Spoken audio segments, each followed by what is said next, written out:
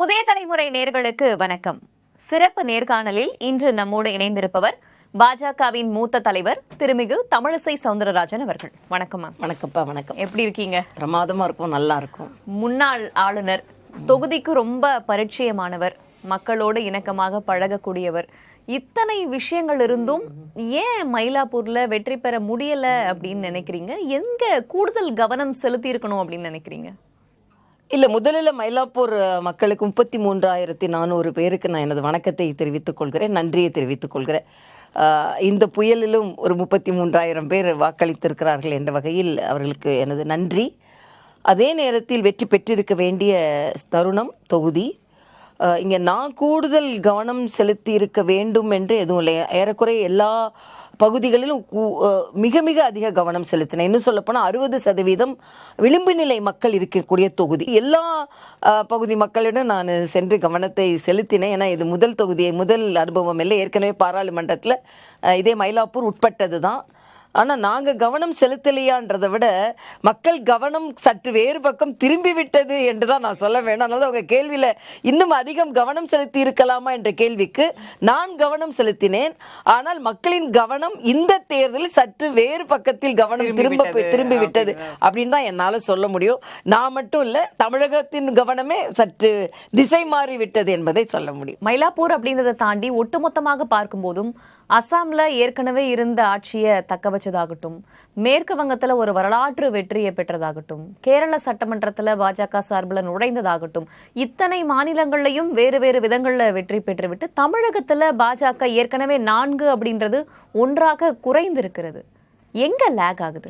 இல்லை, இது வருத்தப்படக்கூடிய ஒன்றுதான். தமிழகத்தை பொறுத்த மட்டில் பாஜக எதற்கு நாங்கள் 27 தொகுதிகளில் போட்டி போட்டோம் என்றால், தமிழகத்தில் ஒரு குறிப்பிட்ட கட்சியாக சட்டமன்றத்தில் ஒலிக்க வேண்டும் அப்படின்றதான் அன்றாட மக்களின் பிரச்சனைகளை எடுத்து ஒலிக்க வேண்டும். ஆனால் நான் ஏற்கனவே சொன்ன மாதிரி குறைந்தது என்று சொல்வதை நான் ஒப்புக்கொள்கிறேன். சதவீதத்தில் நாங்கள் ஏறக்குறைய அதை குறையவில்லை அப்படின்றதான் சமீபத்தில் கூட எங்கள் செய்தி தொடர்பாளர் ஒரு பர்சன்டேஜ் அவங்களுக்கு சொல்லியிருந்தார்.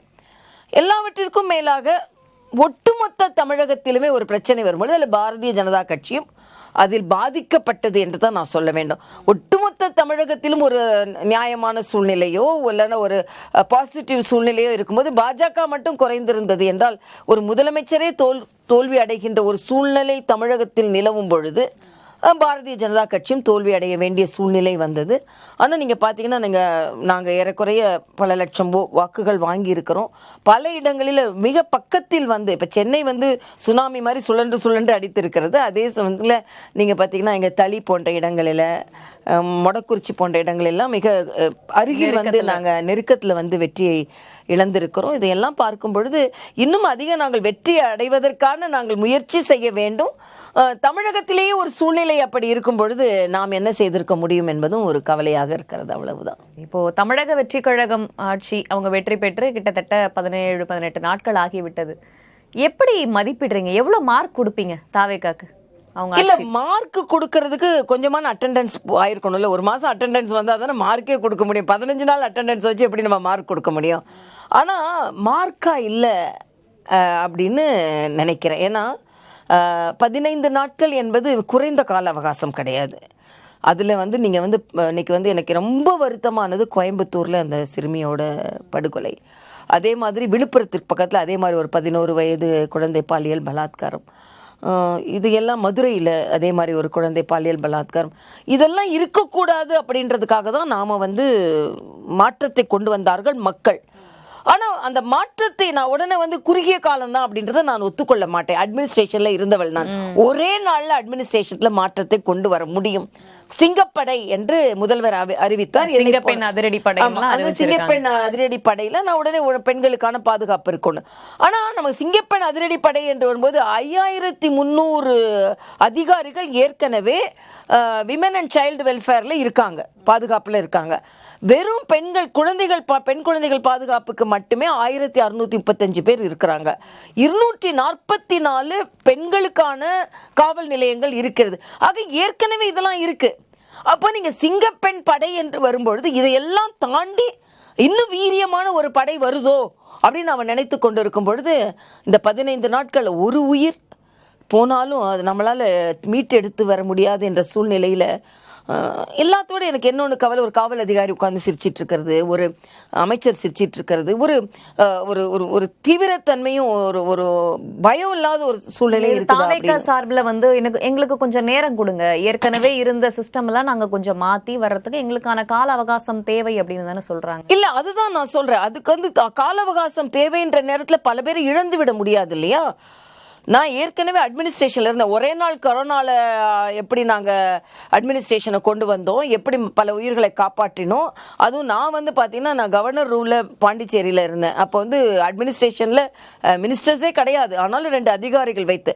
ஆக நீங்கள் இரும்பு கரம் கொண்டு முதல் நாளிலேயே வேற எதுலையும் கவனம் செலுத்தாமல், வேறு எதுலையும் கவனம் செலுத்தாமல் யாரை சேர்க்கலாம், யாரை வாங்கலாம், யாரை போடலான்லாம் கவனம் செலுத்தாமல் ஒட்டுமொத்தமாக கவனம் முழுவதும் மக்கள் மீது செலுத்தப்பட்டிருந்தால் இந்த உயிர்களை நம்ம திருப்பி, நீங்கள் எதிராக இருக்கும்போது திடீர்னு ஒரு பிரச்சனைன்னு உடனே அங்கே நேராகவே போனார் இந்த முதலமைச்சர் அவர்கள். ஆனால் இன்று அவர்கள் ஆட்சி செய்கின்ற காலத்தில் அந்த பெண் முதலமைச்சர்கிட்ட எங்கிட்ட எந்த தகவலும் வரலையே, ஒரு ஆறுதலும் வரலையேன்னு சொன்னதுக்கப்புறம் தான் தொலைபேசியில் தொடர்பு போகுது. ஆக இதையெல்லாம் இன்னும் அதிகமாக முதலமைச்சர் கவனிக்க வேண்டும் என்பதும், 15 நாட்களில் நம்ம நினைத்ததை விட அதிகமாக பாலியல் தொந்தரவாக இருக்கட்டும், நம்மளுக்கு வந்து மின்சார தடையாக இருக்கட்டும், மற்ற பிரச்சனைகளாக இருக்கட்டும், இன்னைக்கு பார்த்தீங்கன்னா தலைமைச் செயலகத்துக்கு எதிரிலேயே விவசாயிகள் போராடி இருக்கிறார்கள். இவையெல்லாம் இன்னும் சரியான கட்டுப்பாடுக்கு கொண்டு வந்திருக்க வேண்டும் என்பது எனது கருத்து. 2-3 நாட்களாக நம்ம பார்க்கிறோம், சில சட்டமன்ற உறுப்பினர்கள் அதிமுகவிலிருந்து அவங்களுடைய சட்டமன்ற உறுப்பினர் பதவியை ராஜினாமா பண்ணிட்டு தாவேக்கால இணைகிறாங்க. எப்படி பார்க்குது? இது ரொம்ப மனதிற்கு வருத்தமான ஒரு நிகழ்வாக தான் நான் பார்க்குறேன். ஜனநாயகத்தை பாதுகாக்கவில்லையோ என்ற ஒரு கேள்விக்குறி நமது மனதில் எழுகிறது. முதல்ல 25 பேர் அவங்க வந்து கட்சி தாவல் தடை சட்டத்திற்குள்ள வருவாங்களா வரமாட்டாங்களான்று இன்னும் சபாநாயகர் தெளிவுபடுத்தலை. இப்போ 3 பேர், இன்னொன்னையோட 4 பேர் ராஜினாமா செய்துவிட்டு 20 நாள் கூட ஆகலைங்க. அப்போ இதனால தான் இன்னும் நான் சொல்லப்போனால் ஒரே நாடு ஒரே தேர்தல்னு மரியாதைக்குரிய பாரத பிரதமர் கொண்டு வரணும்னு நினைக்கிறதும் இதுவும் ஒரு காரணம். நீங்க பார்த்தீங்கன்னா இதை மாதிரி ஒன்றும் செய்ய முடியாது. இதே மாதிரி நீங்க குதிரை பேரம் செய்ய முடியாது, திடீர்னு நீங்க ராஜினாமா செய்ய முடியாது. ஒரு மக்களின் வரிப்பணம், குதிரை பேரம்லாம் எதுவும் நடக்கல. இந்த ஆட்சி எங்களுக்கு பிடிச்சிருக்கு, அதனால நாங்க அந்த சட்டமன்ற உறுப்பினர் பதவியை ராஜினாமா பண்ணிட்டு தாவேக்கால இணையறோன்றாங்க. அந்த இணைஞ்சு அவ்வளவு தியாகிகள்லாம் இருக்கிறாங்கன்னா நான் உண்மையிலேயே வணக்கம் சொல்லுவேன். இப்போ எங்களை மாதிரி உள்ளவங்கலாம் எதுக்கு நாங்க போட்டி போடுகிறோம், எதுக்கு தோல்வியை பத்தி நான் கவலைப்படல. 10 வாட்டி கூட தோல்வி அடையலாம், ஆனா வெற்றி பெற்றதை உதாசீனப்படுத்தி விட்டு மக்களுக்கு, அப்ப மற்றவங்களுக்குலாம் அக்கறை இல்லை, உங்களுக்கு மட்டும்தான் உங்க தொகுதி மக்கள் மீது அக்கறையா? அப்ப தொகுதி மக்கள் வந்து உங்களுக்கு வந்து இந்த சூழ்நிலையில கூட உங்களுக்கு ஓட்டு போட்டாங்களே, அந்த ஓட்டை நீங்கள் மதிக்கிறீங்களா இல்லையா? ஆக இதெல்லாம் சும்மா சாக்கு போக்குங்க. நான் தொகுதி மக்களுக்கு செய்யணும்னு நினைச்சேன், திமுகவுக்கு இவங்க கூட போகணும்னு நினைச்சாங்க, அதனால என்னால கொஞ்சம் கூட ஒத்துக்க முடியல. இது எல்லாம் இவங்க சொல்லுகின்ற சாக்கு போக்குங்க. எல்லாருக்கும் இருக்கிற அக்கறையோட இவங்களுக்கு அதிகமா இருக்குதா? ஆக எந்தவித எதிர்பார்ப்புமே இல்லாம அம்மா ஆட்சி நடக்குதுன்ற ஒரு காரணத்துக்காக ராஜினாமா பண்ணிட்டு போயிட்டாங்களா? இதெல்லாம் யாருங்க நம்புவா? அதனால இதெல்லாம் நம்ப முடியறதா இல்லை.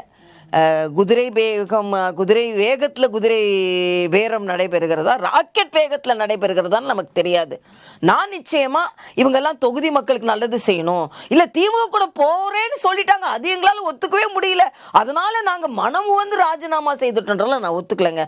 நிச்சயமா இங்கே வந்து ஏதோ ஒரு இன்ஃப்ளூயன்ஸ் இருக்கு, அதனால அவங்கெல்லாம் போய் சேர்றாங்க. சரி, அப்படின்னா கூட உடனே போய் சேர்ந்து உடனே அங்கே உறுப்பினர் கார்டு வாங்குற அளவுக்கு உங்களுக்கு அவ்வளோ அவசரம் இருந்ததுன்னா இதில் ஏதோ சந்தேகம் இருக்கிறது என்பதுதான்.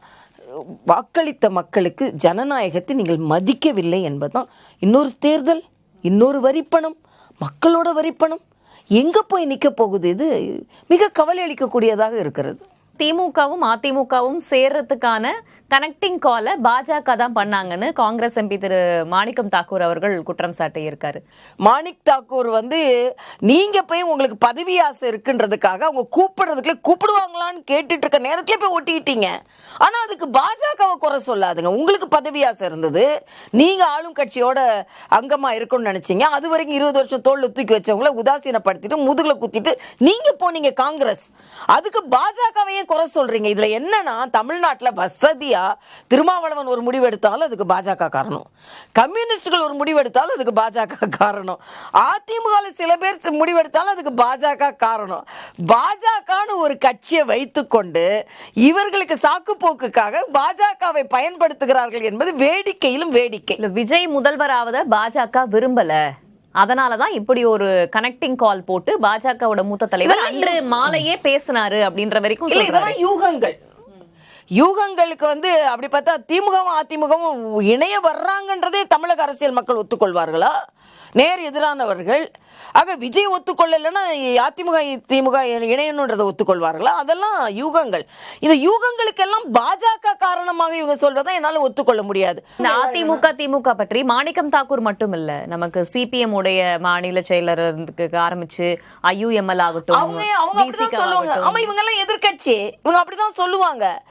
தாங்க பதவி ஆசைக்கு போய் நாங்க தகவைக்கால ஒட்டிக்கிட்டோம்னு சொல்றது இவங்களுக்கு வந்து ஒரு வெக்கம் அடைந்து கொண்டு எல்லாத்துக்கும் பாஜகவுனால நாங்க அப்படி போனோம், பாஜக அப்படி முடிவு பண்ணாங்க, அதிமுக திமுக முடிவு பண்ணாங்க அப்படின்னு இவர்களின் ஆசைக்கு இணங்கியதை மற்றவர்கள் மீது பழி போட்டு கொண்டு இருக்கிறார்கள் என்பதை நான் தெளிவாக சொல்கிறேன். ஒரு அறிக்கை வெளியிட்டு இருக்கிறாரு திரு அண்ணாமலை அவர்கள் ட்விட்டர்ல. அதுல என்ன சொல்லியிருக்காரு அப்படின்னா, மும்மொழியை கொண்டு வர்றது, 9ஆம் வகுப்பு மாணவர்களுக்கு மும்மொழி அப்படின்றத கட்டாயமாக்குறத மத்திய அரசு திரும்ப பெறணும் அப்படின்னு சொல்லியிருக்காரு. முதல் முறையா மத்திய அரசுக்கு எதிரான ஒரு நிலைப்பாட்டை வெளிப்படையாகவே தெரிவித்திருக்கிறார் திரு அண்ணாமலை. எப்படி பாக்குறீங்க? இல்லை, ஒரு கட்சி தலைவரோட அறிக்கையில் என்கிட்ட அது விவரம் கேட்கறது சரியில்லை. ஆனால் என்னை பொறுத்த மட்டில் நான் புரிந்து கொண்டது, அவர் வந்து இருமொழி கொள்கை தான் வேணும், மும்மொழி கொள்கை வேணாம் அப்படின்னு சொன்னதான் நான் எடுத்துக்கல. 6வது 7வது 8வது அங்கே வந்து நீங்கள் ஆரம்பித்து 9வதுல மும்மொழி கொள்கையை கொண்டு வரணும். இப்போ திடீர்னு 9வதுல கொண்டு வருவதற்கு நான் எதிர்க்கிறேன் அப்படின்னு தான் சொல்லியிருந்தாரே தவிர இருமொழி கொள்கையை நான் ஆதரிக்கிறேன்னு அவர் சொன்னதான் எனக்கு தெரியல. அப்படியே தான் சந்தேகம், நீங்கள் அவர்கிட்ட கேட்டுக்கிறது நல்லது. என்னை பொறுத்த மட்டில் நான் ஒரு மருத்துவர் என்ற முறையில் சின்ன வயதில் குழந்தைகளுக்கு 3 மொழியை கிரகித்து கொள்கின்ற தன்மை உண்டு. இன்னொரு மொழியை சொல்லி கொடுத்து பாருங்கள், அந்த பிள்ளைங்களோட செல்ஃப் கான்ஃபிடென்ஸ், தன்னம்பிக்கை எந்த அளவிற்கு முன்னேறி இருக்கிறது, அவர்களுக்கு வாய்ப்புகள் அதிகமாக இருக்கிறது. இப்போ சமீப நாட்களாக அவர் தனி கட்சி தொடங்க போறாரு அப்படின்ற பேச்சுக்கள்லாம் உலா வருது. அதையெல்லாம் நீங்கள் அவர்கிட்ட கேட்டுட்டா பரவாயில்ல, என்கிட்ட அதை பற்றி கேட்கறது சரியில்லைன்றது எனது கருத்து. சரி, இப்போ தேர்தலுக்கு முன்னாத நீங்களே சொல்லியிருந்தீங்க, விஜய் வந்து ஒரு 0 தான், எங்க கூட சேரும்போது தான் அதோடைய மதிப்பு இன்னும் உயரும் அப்படின்ற மாதிரி சொல்லியிருந்தீங்க. ஆனா இப்போ அவருடைய வெற்றி அதையெல்லாம் மாத்திருக்கு. அதுல யதார்த்தமான உண்மையை நாம ஒத்துக்கொண்டு தான் ஆக வேண்டும். ஆனா அந்த வெற்றி எப்படி கிடைத்தது என்பதைத்தான் அவர் எந்த அளவுக்கு மக்களை சந்தித்தார், மக்களை இணையத்தால் இணைத்தாரா இதயத்தில் இணைத்தாரான்னு நமக்கு தெரியல. ஆக நம்ம வந்து ஒரு கன்வென்ஷனல் தேர்தல்னு சொல்லுவோம் இல்லையா, தேர்தல் வழிமுறைகள், பிரச்சார வழிமுறைகள், அதாவது எப்பவும் உள்ள பிரச்சார வழிமுறைகளை எல்லா கட்சியும் மேற்கொண்டு இருக்கும் பொழுது அவர்கள் இன்ஸ்டாகிராம் இணையதளங்களில் அதிகமாக பயன்படுத்தி இருக்கிறார்கள் என்று நமக்கு பின்னால் தெரியுது. குழந்தைகளை அதிகமாக அவர்கள் ஈர்த்து அதன் மூலம் குழந்தைகளை பிரச்சாரகர்களாக அவர்கள் பயன்படுத்தி இருக்கிறார்கள் என்பது நமக்கு கொஞ்சம் கவலை அளிக்கக்கூடிய ஒன்று. இது நான் நேரடியாகவே பார்த்தேன். நான் ஒரு கோயிலுக்கு போனேன். அப்போ ஒரு பாப்பா வந்து என்கிட்ட கை கொடுத்தாங்க. கங்க்ராச்சுலேஷன்ஸ் ஆண்டின்னாங்க. அவங்க எந்த கட்சின்னு கேட்டாங்க. அவங்க சொன்னாங்க தாமரை கட்சி, அக்காவை எனக்கு பிடிக்கும் அப்படின்னு, ஆண்டியை பிடிக்கும்னு. உடனே அந்த பொண்ணு சொல்லிச்சு நான் டிவிக்கேன்னு சொல்லி. எந்த வயசு? 6 வயசு தான். எனக்கு அப்போவே ஒரு ஷேக் இருந்தது. ஓகே, ஒரு 6 வயது குழந்தை வந்து நான் டிவிக்கே அப்படின்னு. அவங்க அப்பா வாயை பொத்த போனார். இல்லை நான் சொன்னது நான் கேட்டுட்டேன் அப்படின்னு நான் சொன்னேன். ஸோ இது வந்து யதார்த்தமாக எடுத்துக்கிறதா இல்லைனா வந்து யதார்த்தத்தை மீறி எடுத்துக்கிறதா? இந்த குழந்தைங்க இப்படி டிவிக்கே அரசியல்னு கொண்டு, ஏன்னா அரசியலமைப்பு சட்டத்தில் குழந்தைகளை பிரச்சாரத்திற்கு பயன்படுத்தக்கூடாதுன்ற ஒரு ஷரத்தே இருக்குது. நாம பிரச்சார கூட்டத்தில் நல்லா பேசுறான்னு ஒரு குழந்தைய பேச வைக்கிறதோ இல்லைன்னா சிலம்பம் ஆட வைக்கிறதோ டான்ஸ் ஆட வைக்கிறதோ கூட தப்பு. ஆக அப்படி இருக்கும்போது குழந்தைகளை வந்து பெரியவங்களை வந்து அழுத்தம் கொடுக்கறது, நான் சாப்பிட மாட்டேன்னு சொன்னது ஏன்ட்ட இப்போ சொல்கிறாங்க, எனக்கு நீ டிவிக்கே கோட்டு போடலாம், நான் சாப்பிட மாட்டேன், விசிலுக்கு தான் போடணும்னு சொல்லி அனுப்பின குழந்தைங்கள். ஆக இது கொஞ்சம் கவலை அளிக்கக்கூடியதாக இருக்குது. ஆனால் அதே குழந்தைகள் 15 நாளில் 4-5 குழந்தைகள் பாலியல் பலாத்காருக்காக உயிரையும் விட்டு இருக்கிறார்கள் என்று நினைக்கும் பொழுது எனது மனது ரொம்ப வேதனைப்படுகிறது. விஜய் அவர்கள் வெற்றி பெறட்டும், அதில் எந்த மாற்று கருத்தும் இல்லை. ஆனால் இதை போல இன்ஃப்ளூயன்ஸ் பண்ணி வெற்றி பெறுவது சரியான்றது ஒரு மிகப்பெரிய கேள்விக்குறியாக இருக்குது எனக்கு. இப்போ அதிமுகல இருந்து சில உறுப்பினர்கள் தாவேக்கால போய் இணையறத தாவேக்காக்கு ஆதரவு கொடுத்த கம்யூனிஸ்ட் கட்சிகளே எதிர்த்து அறிக்கை விடுறாங்களே, எப்படி பாக்குறீங்க மேம் அதை நீங்க? இது கம்யூனிஸ்டுகள் வந்து எதிர்த்து அறிக்கையை விட்டு தான் ஆகணும். ஏன்னா அவங்க வந்து அது அப்படின்னா வெளியே வரேன்னு சொல்ல வேண்டியது தான். என்ன கேட்டா சும்மா நீங்கள் வந்து ஆதரவு கொடுக்குறேன் எதிர்த்து சொல்கிறேன்னு சொல்லிட்டு அப்புறம் இதெல்லாம் நானும் எதிர்த்து சொல்லிட்டேன் அப்படின்னு சொல்கிறது தான் இவங்களோட கணக்காக இருக்குது. இவங்க எல்லாருமே இப்போ மேம்போக்கான அரசியல் செய்ய ஆரம்பித்திருக்கிறார்கள். நீங்கள் தீவிரத்தன்மையில் நானும் ஒரு எதிர்த்து ஒரு கருத்தை சொல்லிட்டேன் அவ்வளவுதான். இல்லை எனக்கு இதில் ஒப்புதலே கிடையாது, நாங்கள் இங்கே ஆதரவுலேருந்து வெளியே வரேன்னு சொல்கிறதுக்கு எவ்வளோ நேரம் ஆகும்? அப்படின்னா தான் தீவிரமாக நீங்கள் எதிர்க்கிறதாக. சும்மா நானும் ஒரு அறிக்கை இன்னைக்கு குற்ற நான் வேணா எனக்கு கம்யூனிஸ்ட்கள் எதிர்க்கவே இல்லையா? ஆனால் திருமாவளவன் அவர்கள் எனக்கு விருப்பமே இல்லைங்க, ஆனால் ஆட்சியில் அமைச்சர் ஆக்கிட்டோம், ஆனால் எனக்கு விருப்பம் இல்லை. அப்போ யாரான்னு கேட்டால் அமைச்சர் ஏன் அப்படி விருப்பம் இல்லாமல் போய் அமைச்சர் ஆகுறீங்க? இது எல்லாமே ஒரு மேம்போக்கான அரசியல். உள்ளுக்குள்ளே ஒரு பதவி ஆசை, பதவி வெறி இருக்குது. ஆனால் வெளித்தன்மையில் நாங்களும் எதிர்க்கிறோம்னு இது தமிழ்நாட்டில் ஒரு மாற்று அரசியலை நம்ம பார்த்து கொண்டு இருக்கிறோம். இவையெல்லாம் மாற வேண்டும் என்பது என்னை போன்றவர்களின் ஆசை. 2029ஆம் ஆண்டு நாடாளுமன்ற தேர்தல் அப்போ நீங்க வேணா பாருங்க, அதிமுக, திமுக, பாஜக 3 பேரும் சேர்ந்து ஒன்னா கூட்டா தேர்தலை எதிர்கொள்ள போறாங்கன்னு திரு மாணிக்கம் தாக்கூர் சொல்லியிருக்காரு. மாணிக் தாக்கூருக்கு இப்போ அவங்க கட்சி என்ன எப்படி சந்திக்க போறாங்கன்னு சொல்லுங்க. நான் தாவேகா கூட இணைஞ்சு சந்திக்கிறோம். அது தாவேகா கூட எவ்வளவு நாள் இருப்பாங்க, தாவேகா எவ்வளவு நாள் இவங்களை வச்சிருக்கோன்னு தெரியாது. தாவேகா இல்லைன்னா ஏன் 10 பேரை இன்னைக்கு அவசரமா எல்லாரையும் ராஜினாமா செய்ய சொல்லிட்டு ஏன் தாவேகால இணைய சொல்லி கொண்டு இருக்கிறார்கள்? தாவேகாவை பொறுத்த மட்டும் இப்ப வேணும்னு இவங்களெல்லாம் வச்சிருப்பாங்கங்க. இப்போ அவங்களோட எண்ணம் என்னன்னா, அவங்க இப்போ எல்லாரையும் ராஜினாமா செய்ய சொல்லிட்டு அவங்க இணையும் போது 4 பேர் இன்னைக்கு ராஜினாமா செஞ்சுட்டு இவங்ககிட்ட இணைஞ்சாச்சு. திருப்பி இவங்களோட கட்சியில் தான் போட்டி போட போகிறாங்க, இல்லைன்னா அவங்க கட்சி எங்கேயோ போட்டி போட போகிறாங்க. இதே மாதிரி ஒரு கொஞ்சம் பேர் தயார் பண்ணுறது தான் அவங்களோட எண்ணம். அதனால் காங்கிரஸை நீங்கள் பாருங்கள், திமுகவும் இல்லாமல் தாவேக்காவும் இல்லாமல் திக்கு தெரியாத காட்டில் நின்று தோத்து தான் போகிறாங்க. அவங்களுக்கு இன்னொரு தோல்ல ஏறாமல் அவங்களுக்கு வெற்றி கிடையாது. நாங்கள் அடுத்து வரக்கூடிய உள்ளாட்சி தேர்தலையும் சரி, நாடாளுமன்ற தேர்தலையும் சரி இணைந்தே பயணிப்போம் அப்படின்னு அது கொஞ்ச நாளைக்கு சொல்லிக்கிட்டு இருப்பாங்க. தாவேக்கா என்ன அதை முழுமையாக ஏற்றுக்கொள்கிறாரான்னு தெரியாது. அதனால இப்போதைக்கு காங்கிரஸ் அதை சொல்லி கொண்டு இருப்பார்கள். ஆனால் காங்கிரஸை பொறுத்த மட்டும் அவங்க திமுக இல்லாம வெற்றி பெற்றிருக்க முடியாது என்பது தெளிவான கருத்து. அது எல்லாருக்குமே தெரியும். திமுகவும் சொல்லியிருக்காங்க, இனிமே காங்கிரஸ் வந்து நாங்க எக்காலத்துக்கும் வந்து உள்ள சேர்க்க கூடாது அப்படின்ற மாதிரியான கருத்தை. காங்கிரஸ் யாருமே சேர்க்க மாட்டாங்க. ஏன்னா காங்கிரஸோட நிலைப்பாடு அப்படி. இங்கே மட்டும் இல்ல, அகில இந்திய அளவில் அவங்க ஒரு வாட்டி எல்லாரும் முதுகலையும் குத்திட்டு தான் வந்திருக்காங்கன்றது எல்லாருக்குமே தெரியும். ஆனால் காங்கிரஸ்க்கெல்லாம் பெரிய எதிர்காலம் தமிழ்நாட்டிலும் இல்லை, இந்தியாவிலும் இல்லைங்க, நிச்சயமா இல்லை.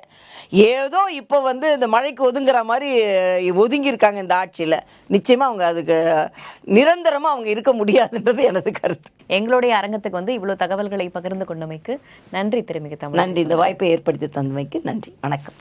மற்றொரு நிகழ்ச்சியில் சந்திக்கலாம் நேயர்களே. நன்றி, வணக்கம்.